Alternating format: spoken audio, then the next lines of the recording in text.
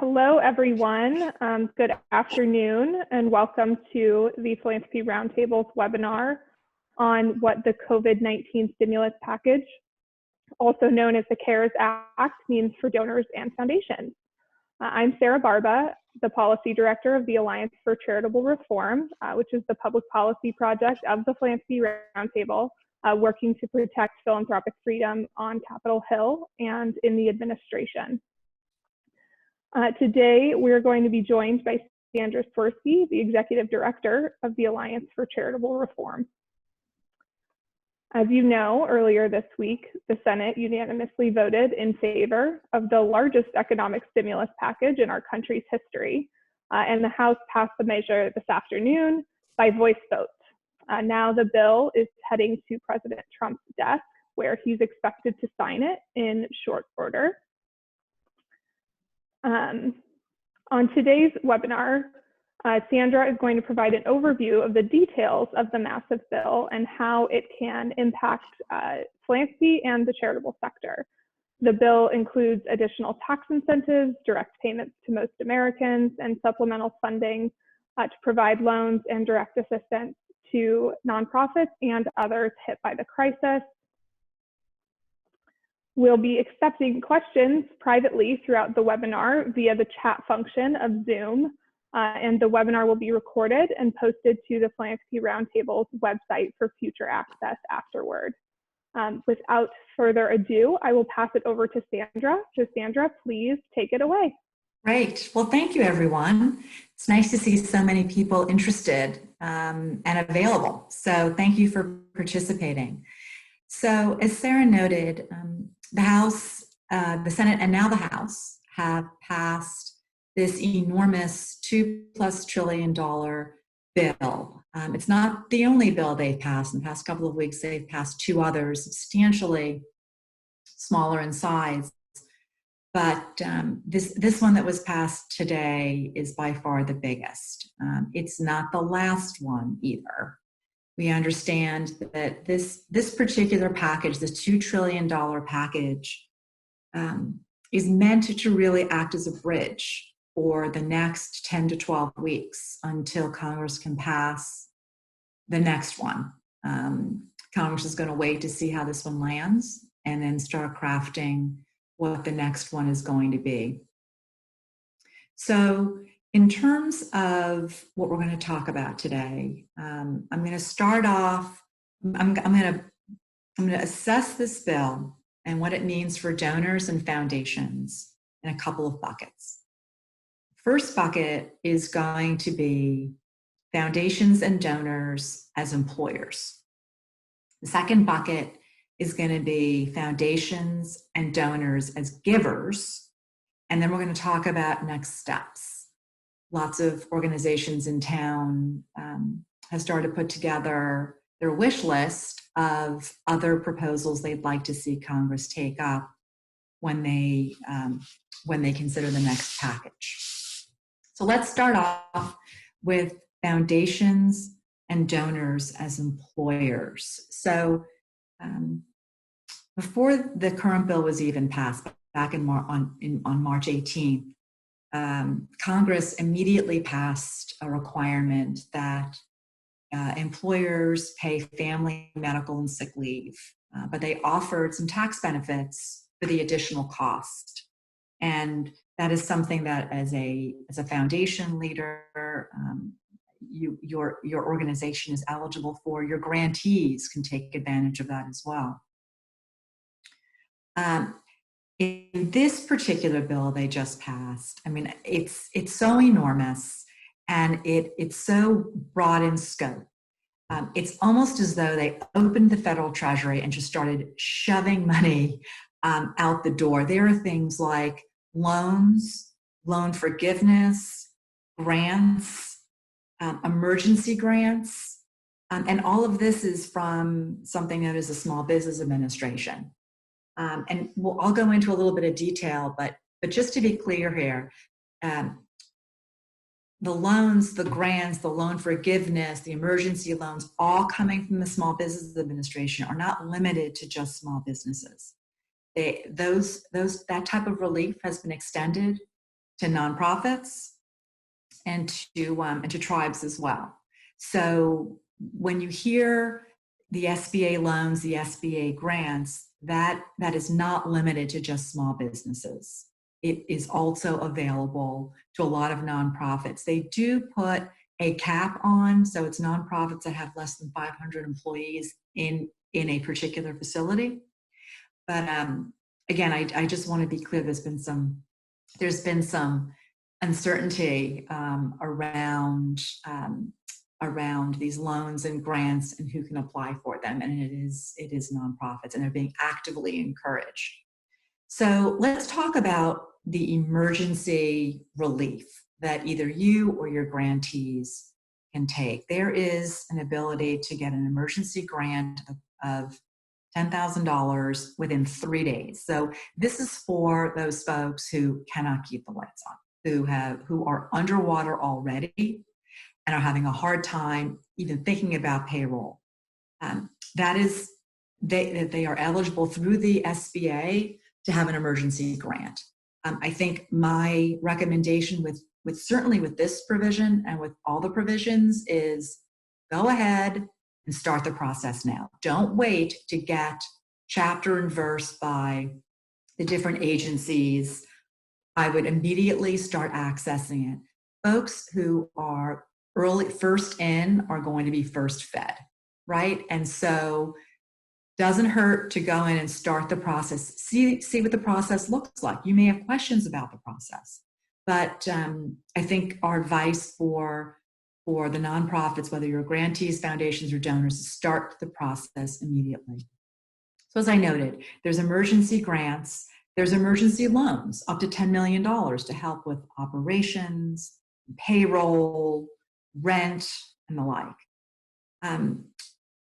Alternatively, there is also the ability to get payroll tax credits.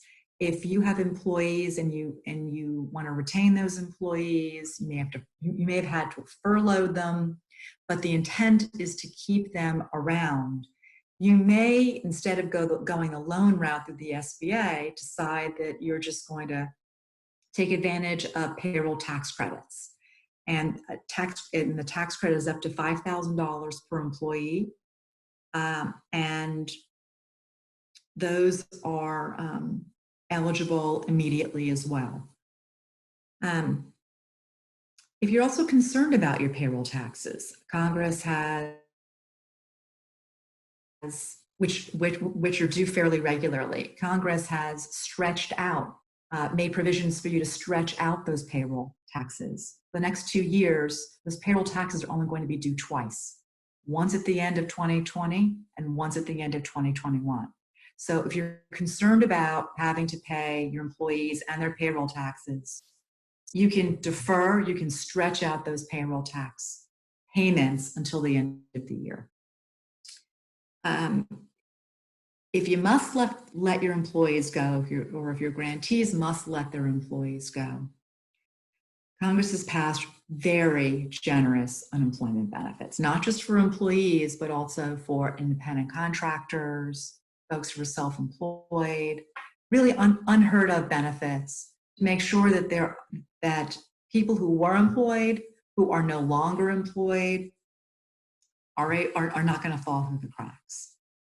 I think all of this is, all of these types of benefits Congress has thought through to try to identify those most at risk and becoming at risk, and try to prevent employers from having to fire their employees, having to furlough their employees, by providing employers some very rich benefits to keep money coming in the door, either through loans or grants or tax credits, so that they keep their employees and are healthy, viable organizations for what hopefully will be a short period of time. The other thing I wanted to mention, and this is not in the bill, but it is triggered because the president has declared a federal disaster. There's this little known tax provision that allows employers to provide gifts to their employees, and it's tax-free, totally tax-free. You may have seen it in the press recently. It's called Section 139. All times when an employer provides money to their employee, it's treated as compensation. It's actually income to the employee. This one provision, which has rarely been invoked because we've rarely had designation as a federal disaster, allows right now, for those employers that are feeling more resourceful than others, you can provide gifts directly to your employees tax-free. It has to be in relation to COVID. So are your employees burdened with new child care costs because they're working from home? Do they have to get special equipment because they're working from home? Do their children now need tutoring services because they're no longer in school? It's those types of things. But that's something that it was not in the bill, but because of the state that we're in, that's been triggered. And so employers have now an additional tool to get funds to their employees who really may be burdened by the current state of their workplace, which happens to be probably their home. So those are the major provisions that Congress has passed for foundations and donors as employers. Obviously, this applies to your grantees and to all nonprofits. I'm going to pause there to see if there are any particular questions or circumstances or thoughts folks have with anything I've just talked about. Sandra, we did get a couple questions from someone in the chat. First, were there any major changes made to the bill between the time that it was passed in the Senate and when it was passed in the House today? And second, will this be recorded, which the answer is yes, and it will be available on the Roundtable website afterward. But if you could answer that first question, that'd be helpful. So I'd say the one biggest change is that, and it wouldn't necessarily apply to folks on the call, the one biggest change is that a lot of these provisions had been applicable, that all the nonprofits would have been able to, all C's, all 501c organizations, so C3s, C4s, C6s, so unions, trade associations, 501c4 organizations, all of those organizations in the Senate bill have been able to tap into these benefits. And when the House, when the Democratic leadership got involved on Sunday, a lot of those dropped out. And so these provisions that I just talked about are only for C3 organizations. They are not for C4s or C6s or unions or trade groups. It's just for C3s. So a lot of concern that I particularly heard from some of the trade associations town that they were stripped out. And we're still trying to figure out who, what, when, and how. I think we all have our own ideas, but that to me was the biggest change, is that these benefits went from applying to all tax-exempt organizations to just C3 organizations. Great. I did receive a couple more questions. I want to clarify that, so that change that you just mentioned, that was made before the Senate passed the bill on this past week, correct? Okay, and so the House haven't made any changes in the past 24 hours is the question. Absolutely, yes. Okay. So the Senate negotiated with their Democratic counterparts in the Senate and the House before they passed the bill in the Senate. And they did that so that they could then leave town, and the House would come in and on their own terms pass it, and which is what they did. Typically, the House passes something, the Senate passes something, they what we call ping pong back and forth. But in this case, because of the exigent circumstances, all the changes were made, and then the Senate passed the bill, and now the House passed exactly what the Senate passed. One more question that I think is an important one to address.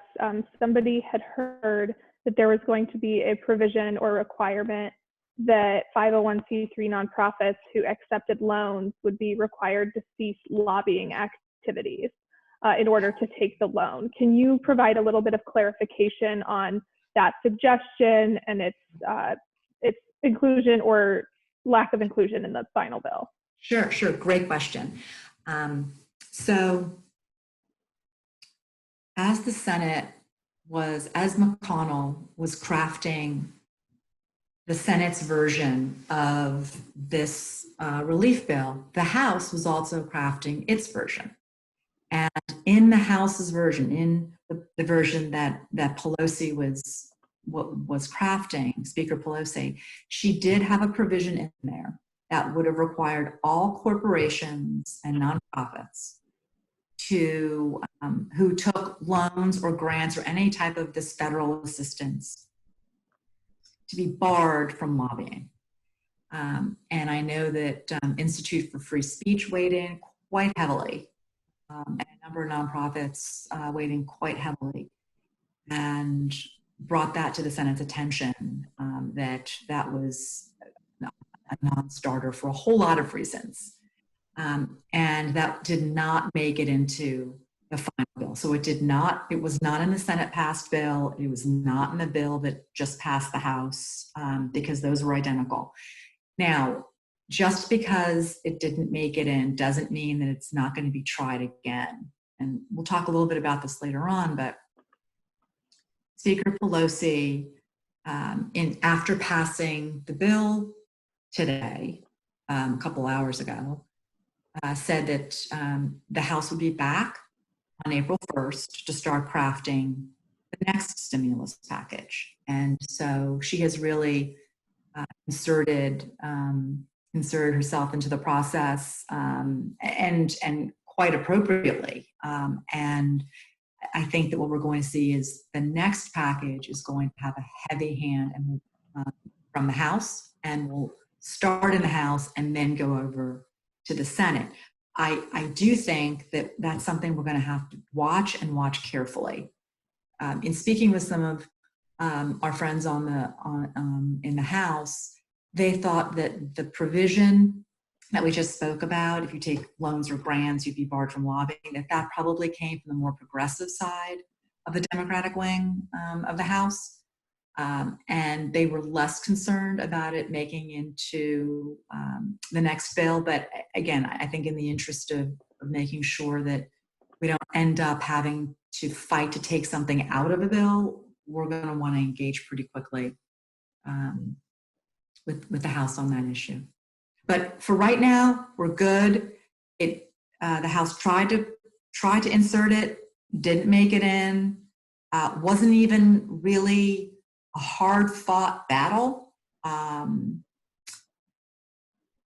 so it's not in the bill. But I think we need to be concerned about down the road. Thanks. So, anything else, or shall I continue on? I have one more question in terms of the implementation of this. We're getting some questions about when these kinds of resources, loan applications, deferral of payroll taxes are going to be available. I know that the president still has to sign the bill, hopefully this afternoon. But if you have any input on where folks can perhaps look for that, keep an eye out for that, or expect the timing of that. Sure. So I think as soon as the president signs the bill, and I do anticipate him doing it really quickly, I would go to the SBA website. I was on the SBA, the Small Business Association website, earlier this week, and they do already have up COVID-related information. And I would expect that as soon as it's signed, that they're going to go live, and I would immediately get on and see what the process looks like.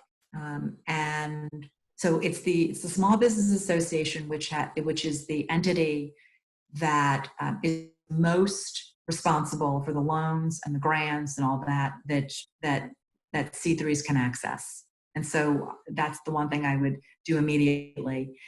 The tax credits, so all the credits for all the payroll for the folks that you're keeping on board and intend to keep on board through June, that is accessed through the Treasury Department. And that is going to take a little bit of time. Secretary Mnuchin said about 3 weeks, 3 to 4 weeks before they have that up and running. So if you want to go that route, it's going to be 3 to 4 weeks. If you have a more immediate need in terms of loans, which can be forgiven, by the way, and I think the expectation is that loans from the SBA will be forgiven as long as you keep your employees on the payroll. That is obviously the quicker route.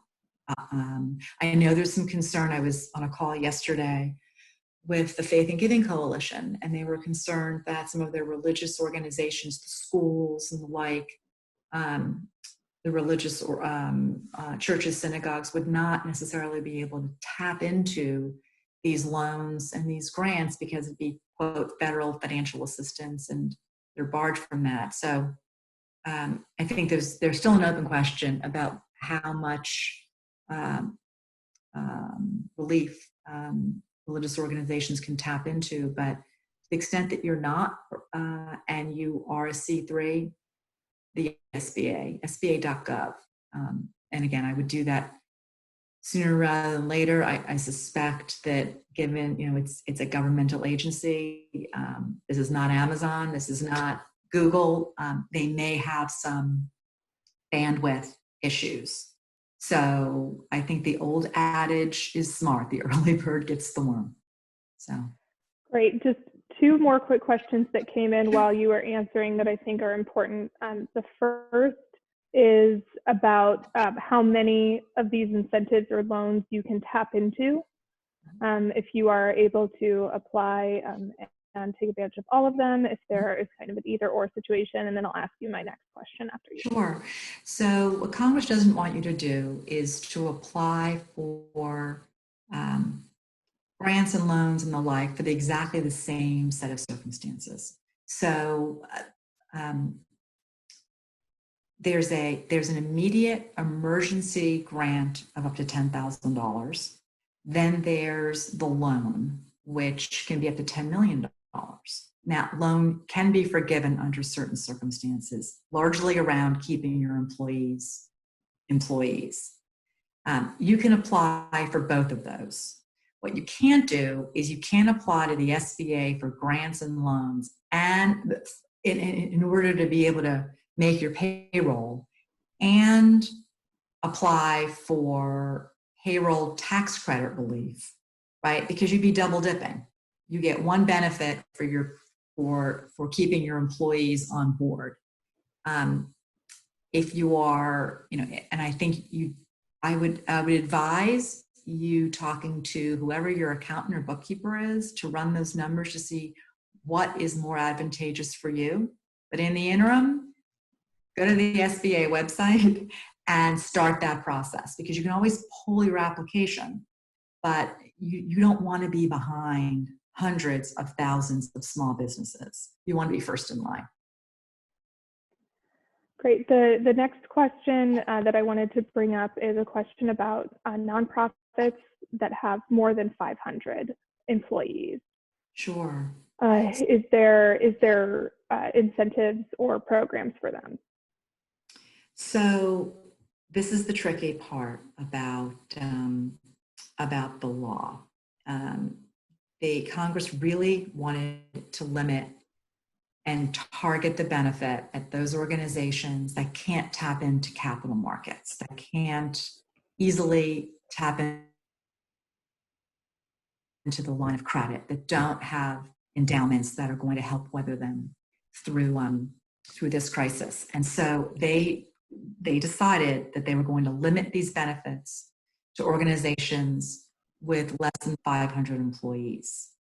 And so I think that if you have more than 500 employees and you're a nonprofit, I think that they're not as nearly as generous benefits as if you were under 500. I will note that one of the last minute changes that was made to the bill was to allow organizations that had different facilities in different places to treat each facility differently. So if you had a location in New York and a location in Washington and a location in Miami, they were all under 500, but collectively the organization was 3,000. There is a thought, and I have to take a clear look at the language of the bill, but there is a reading of it that would suggest that your New York location would be treated as one entity, your Washington as another, your Miami as another, and you wouldn't have to combine all. But I think that is still very much an open question. Again, I have not dug that deeply into that particular question. But if you want to email me afterwards, I'm happy to take a look through the.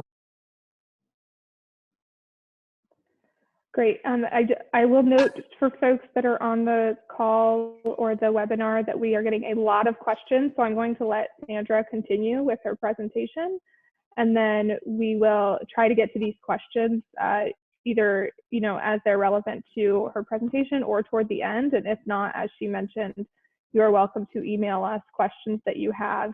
We do recommend when it comes to financial advice, whether you should be taking out those loans, that is something you should talk to whoever handles your accounting mechanism for your organization. But I will let you continue, Sandra.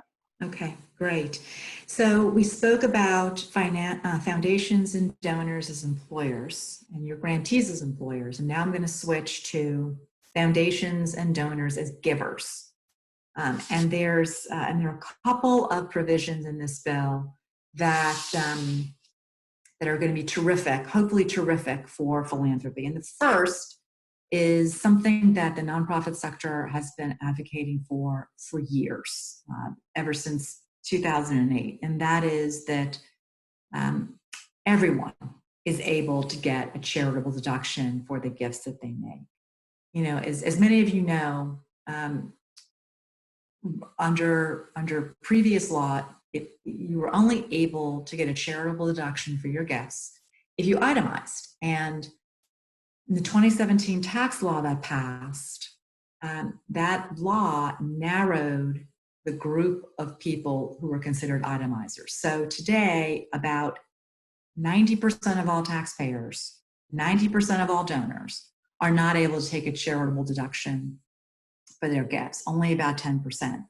Well, Congress, and we're delighted, Congress decided that this was a terrific opportunity to open that up again. So Congress passed, it's a temporary measure, Congress passed a temporary universal charitable deduction to allow everyone to get a charitable deduction for their gifts. Now, there are limitations on it. It's temporary, so it's through the end of this year. It's only up to $300, and it has to be cash. Why? Because that's what grantees need right now, right, is cash. The one big limitation that I've heard a lot about is that you can't make that contribution into a donor-advised fund. You can put it into a community foundation as a grantee, but that money cannot go into your donor-advised fund. And there's probably a lot of reasons for that. But I do want to note that there's been a lot of criticism of donor-advised funds in the past. I know that it's something that we have been really battling against. it was unfortunate to see that that Congress didn't also include a donor advised fund as a charity that could get this benefit. But I think that just gives us something to work on down the road, right? So that is a huge policy change. And while it's not a big dollar amount and it's not permanent yet, that's something that we're going to be actively working to expand, is to make this provision permanent and then increase that $300 to something closer to $4,000 or $5,000. And we've got lots of members behind us on that one. Up until Sunday night, last Sunday night, when the Senate bill was finally done and negotiated, and Speaker Pelosi said, yes, if I can get my House to vote for that. Up until that point, there were a bipartisan group of senators, Senator Langford from Oklahoma, Senator Klobuchar from Minnesota, and a lot of others that wanted to bump up that $300 limit to something closer to $4,000 per individual. So we've got a great group of folks that we're going to lean on when we start thinking about and helping Congress to craft the next bill. But I did want to note that, because that was a huge policy change that we've been working on for a very long time, and we're thrilled that it passed. The other note that I'd make is that for those 10% who do itemize, and so that temporary charitable deduction for up to $300 for cash goes to 90% of donors. The other 10% still get to take their regular old charitable deduction that they've been taking for a while. Plus, they got a benefit too. And their benefit is that if they want to give cash, and they want to give a lot of cash, under the previous law, they could only give up to about 60% of their income, and that cap was lifted to 100%. So if you make $400,000 and you and the charity you feel passionate about really needs cash right now, you can give up to $400,000 to that charity and take a full charitable deduction for it. So, in this bill for philanthropy, Congress helped those who itemize, and Congress gave a benefit to those who don't itemize. And so there was something in there for everybody. So I'm going to pause there to see if there are any questions before we talk about next steps and what we can expect in the next bill coming down the road.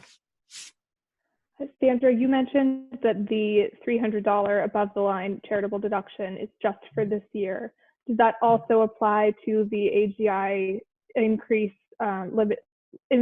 limitation on below the line deductions as well? Is that only for this year? I think it is only for this year, right? Okay. Yeah. Yes, Sarah's the smart one here. Yeah.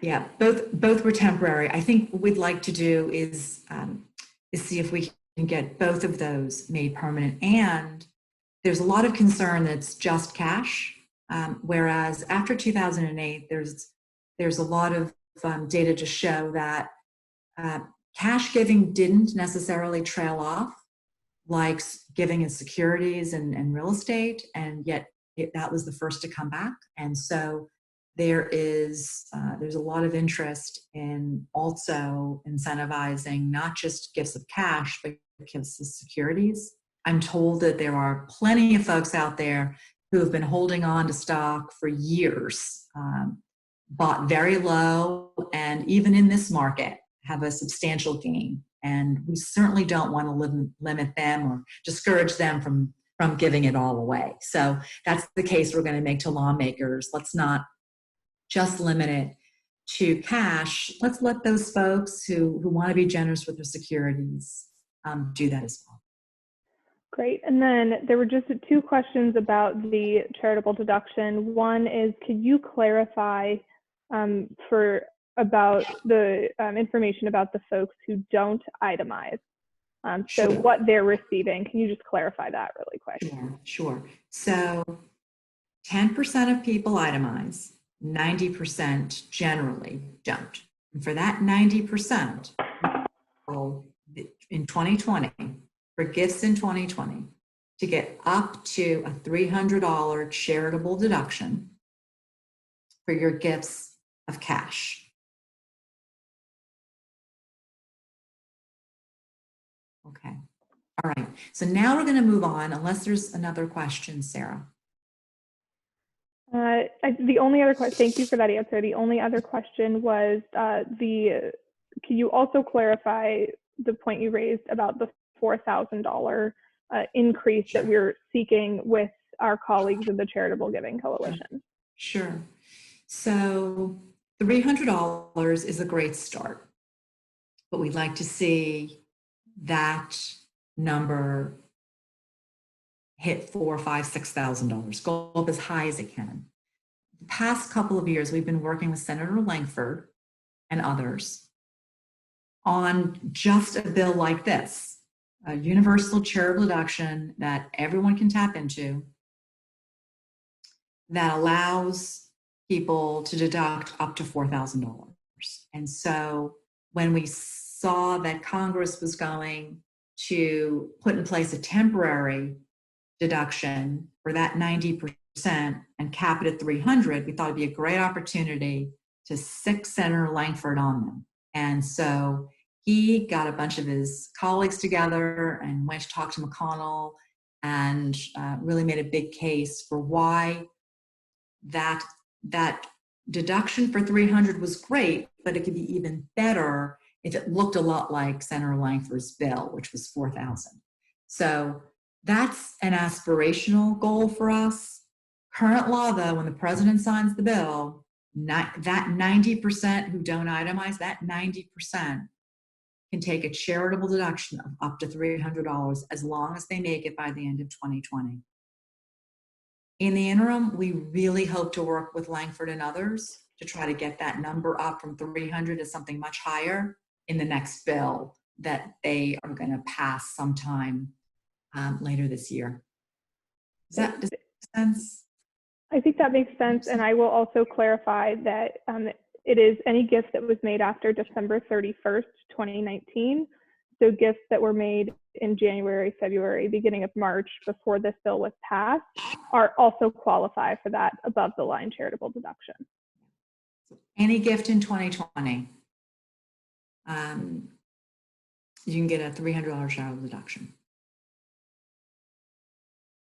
Okay, so now we're going to go up to what's next. So earlier in the call, we were talking about this, the $2 trillion, $2+ trillion bill that just passed. And Secretary had talked about, who's the Treasury Secretary, had talked about this bill being a bridge for the next 10 to 12 weeks. I think a lot of us were kind of startled that it was only going to be for the next 10 to 12 weeks, which suggested to us that they probably have to start pretty quickly working on the next bill, probably a little bit more targeted, and probably to address the gaps that are still yawning and unaddressed by the bill that just passed.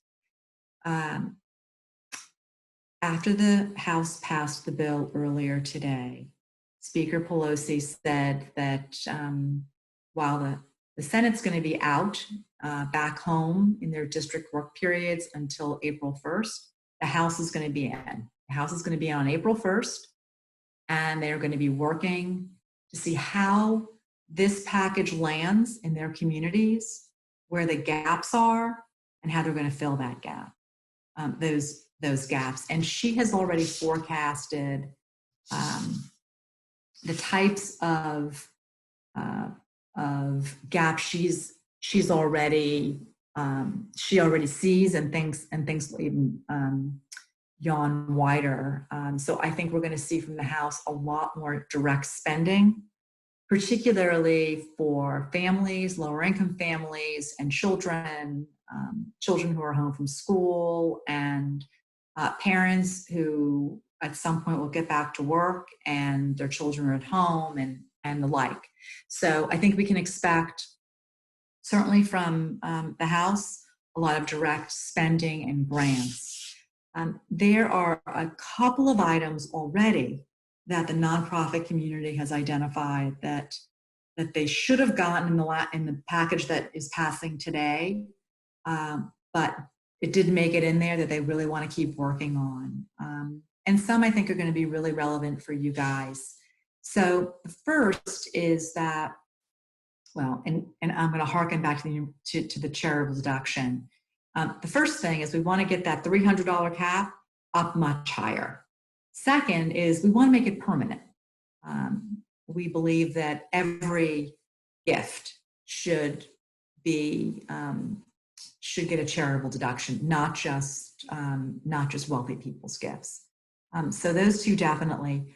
The third issue we're going to be working on is that if you make a donation until July 15th, which is when now your tax return is due, we'd like you to be able to take that deduction against your 2019 income, which possibly is a little bit bigger than what your 2020 income is going to be. This is a provision. This is something that the Congress has passed a lot in the past, particularly around disasters. So I think we're going to be working on that.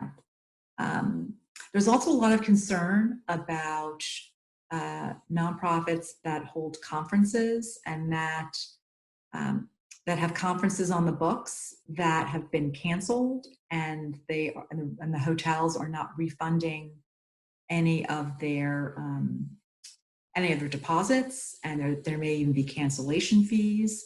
So there's a lot of concern around the government stepping in and perhaps reimbursing or putting some restrictions on hotels and other conference facilities from getting aid until they make their customers whole. So we're seeing a lot of energy around that. And then much like the airline industry, much like the cruise ship industry that received targeted help and targeted grants, there's a lot of interest in such a program, such a pot of money being earmarked specifically for the nonprofit community. So, I think that between now and the next couple of weeks, it's going to be really important for those of you who are closer to the action in the field, in the communities, to let us know where you're seeing gaps, where you're seeing yawning gaps that could be filled with some targeted funds, targeted tax benefits, targeted grants. Because if we are going to help Congress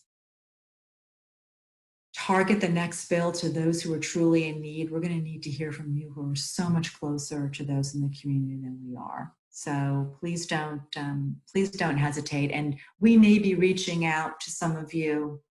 Hopefully we can reach out to all of you to get some intel on what's happening on the ground. It's going to be so important over the next couple of weeks. News filters up to us here in Washington, but it's not going to filter up quick enough, and it's not going to be robust enough for us to be the only communicators to the Hill. We're going to need to count on you to tell us what's happening in your communities. So, another thing I'd note, for those of you who are in the District of Columbia, there was a real hiccup with some of the grants and the loan programs to the states. DC typically, in the past, disaster packages has been identified as a state, so is eligible for aid.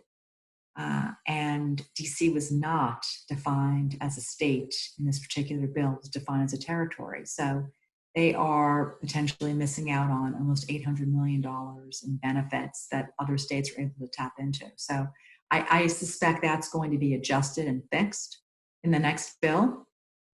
But I did want to note that for those of you who are located in the District of Columbia. Before this call, I'd also gotten a bunch of questions on tribes. I wanted to address that. Tribes are treated just like other nonprofit organizations. I know they have a special designation, but they were included in the bill. So anything a nonprofit C3 can tap into, whether it's loans or grants or emergency measures, tribes can as well. So any questions? I'm going to pause here for a moment.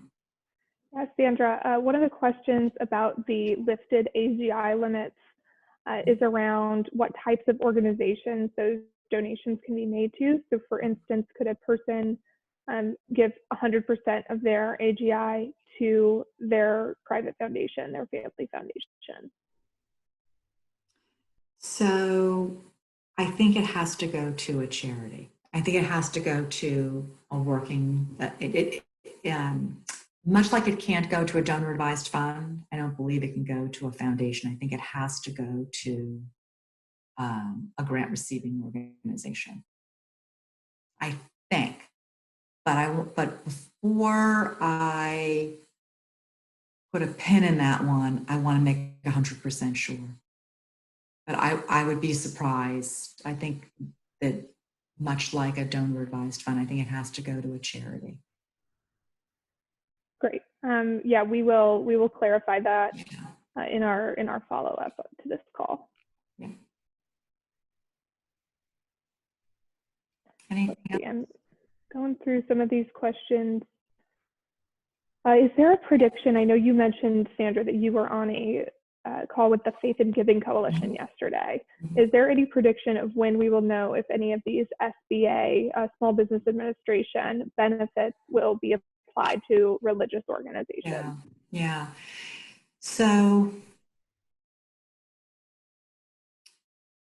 I haven't, I don't think that particular, I don't think we're going to get anything today or tomorrow. I think that the bill has to pass and then the SBA has to address that. And I think Treasury has to address that as well.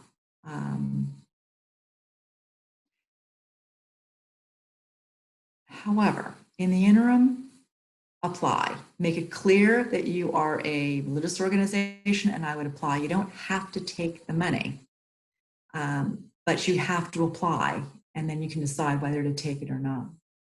But no, I don't have any clear indication on when that decision is going to be made. I know there are lots of organizations asking for flexibility and asking for, instead of grants, for them to be called certificates, because for some reason that is that provides some flexibility. But no, I do not. And that's something we'll put on our list to hunt down. And for those of you who are concerned or interested, we will try our best to hunt down that information quickly for you. And then a question I've gotten a few times is about a summary for folks who, whose colleagues weren't able to join, something they can share with their grantees. Will ACR be producing that following this? Oh, and here's the good news. Yeah, so ACR does a regular newsletter.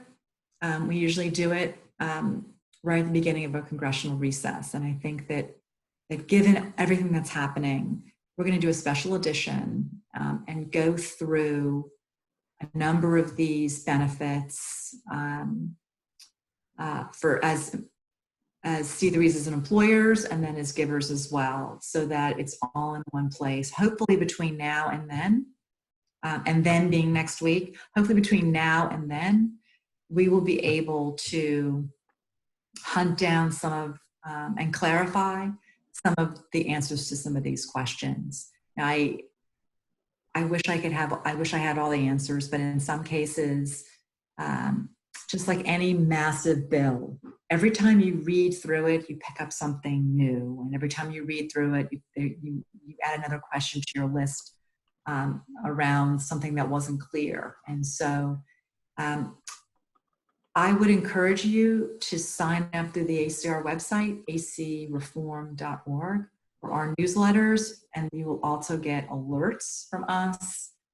And I think that's probably the best way to keep informed. I wish we could do these webinars weekly or bi-weekly, and we're going to try to do more of them. But in the interim, I think the best way to keep informed is to sign up through the Alliance for Charitable Reform's website or newsletters and news alerts. And again, if you have any particular questions, we can't answer. We can't give you legal advice. We can't give you certainly not tax return advice.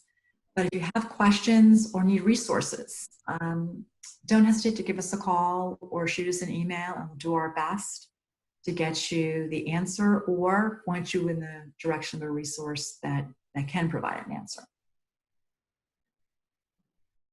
This is a question that's a little bit more general to the bill, less specific to philanthropy, but if you can give a little bit of an overview or a re-overview of where the spending from this bill is going. Adults are going to see, most adults are going to see a $1,200 check in the next few weeks, hopefully, but the bill costs over $2 trillion. So the question is, just trying to get an understanding of where this spending is going. Sure. Yeah. So a couple of things. And then I do want to make a point for those who have graduating students and kids who may be in their first jobs. And I'll get to that in a minute. A lot of this money is going out to hospitals and to healthcare providers and to folks who are making a little bit better with all the products that are helping in this health crisis. So I'd say the bulk of the money is going out for health, to prop up industries, whether it is the airline industry, or it is small businesses, or it's to encourage liquidity in our banking infrastructure. The bill is really a very well-crafted bill to address a health crisis, which we have never had. We've had financial crises, we've had national security crises. I'm thinking of 2008 and 9/11.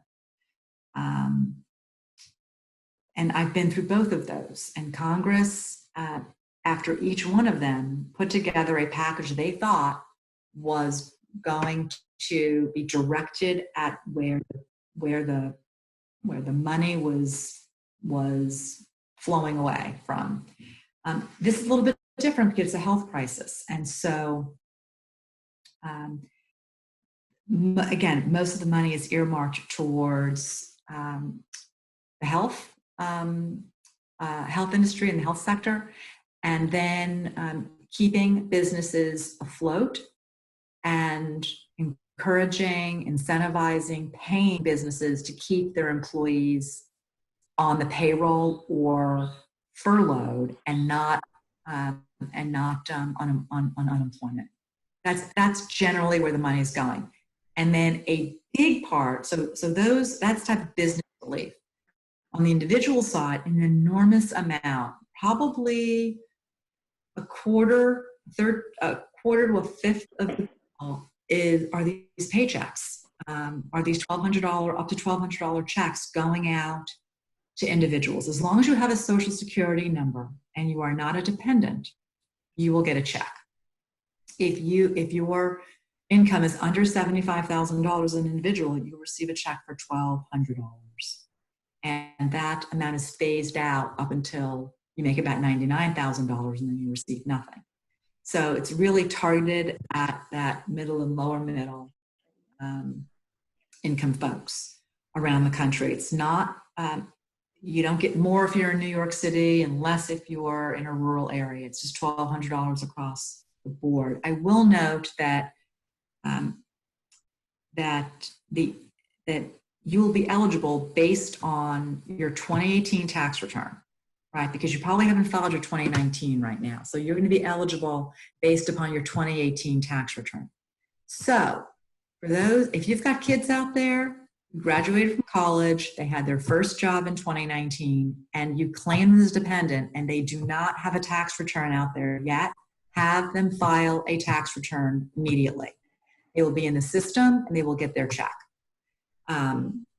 Because keep in mind, you don't have to do anything to get a check. The IRS is going to look at the 2018 tax returns and send every taxpayer who meets the income guidelines a $1,200 check or thereabout. If you have children who are not yet in the system because they had been dependents and they haven't filed their tax return yet because they have their first job, have them file. They will be in the system and they will get their check. Great. So, in terms of that answer, what you're saying is, other than the checks that we're seeing, a lot of where this money is going to be invisible to some Americans. It's going to be in the sense of small businesses remain open, so their life kind of remains a little bit the same as it was before this crisis. Yeah. Industries stay open; they retain their jobs because their employers are incentivized to keep them on the payroll, that kind of thing.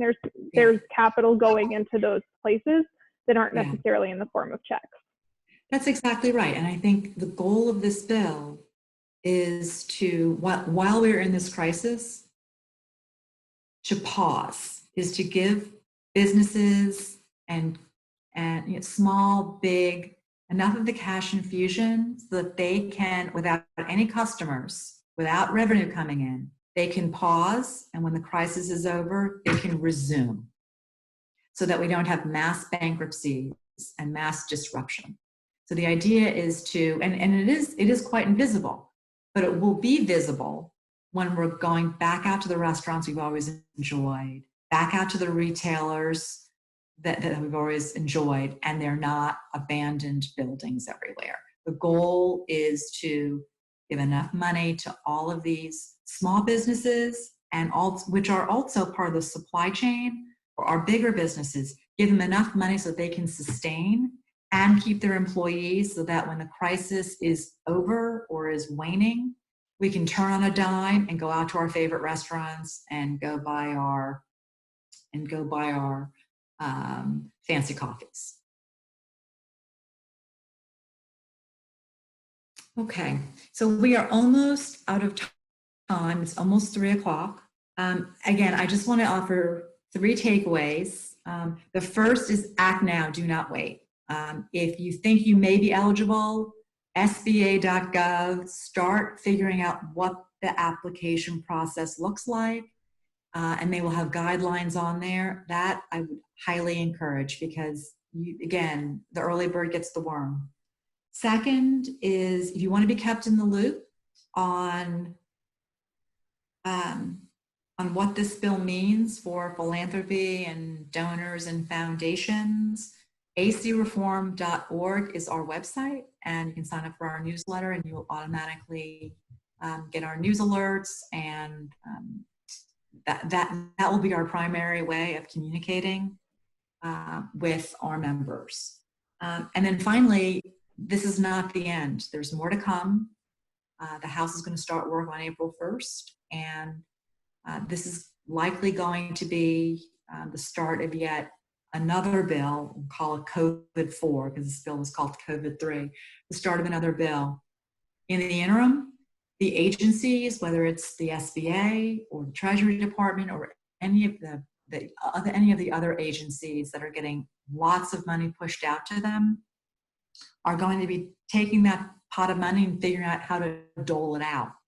So if you've got grantees in the health space, grantees in the education space, grantees in the transportation space, they're going to want to time at these agencies and figure out what they're eligible for. Maybe they're eligible for some of this money flowing into the agencies.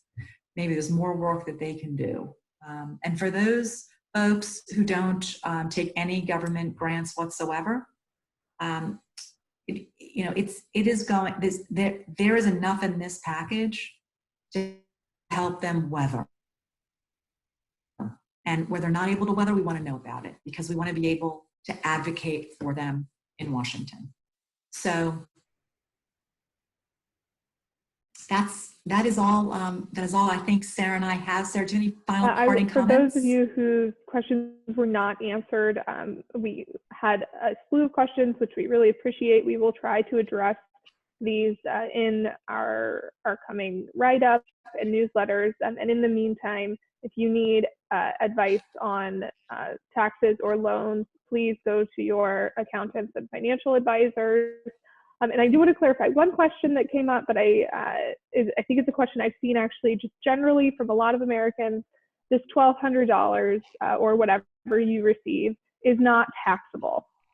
It is an advanced tax credit that you're receiving, so you will not have to pay tax on it in your 2020 return. So just to ease your minds and your grantees' minds, and even your kids or your family members, this is not taxable income. It's free money, and you don't have to do anything. You just have to wait by your mailbox. Thank you, everyone. Really appreciate all of the interest. We look forward to working with all of you in the coming months. And if there's anything, as Sarah said, if there's anything specific, or even if you just want to talk, please reach out to us. We're here for you. Thank you, everyone. And thank you to the Philanthropy Roundtable for offering us this opportunity to share what's happening in Washington. Thank you.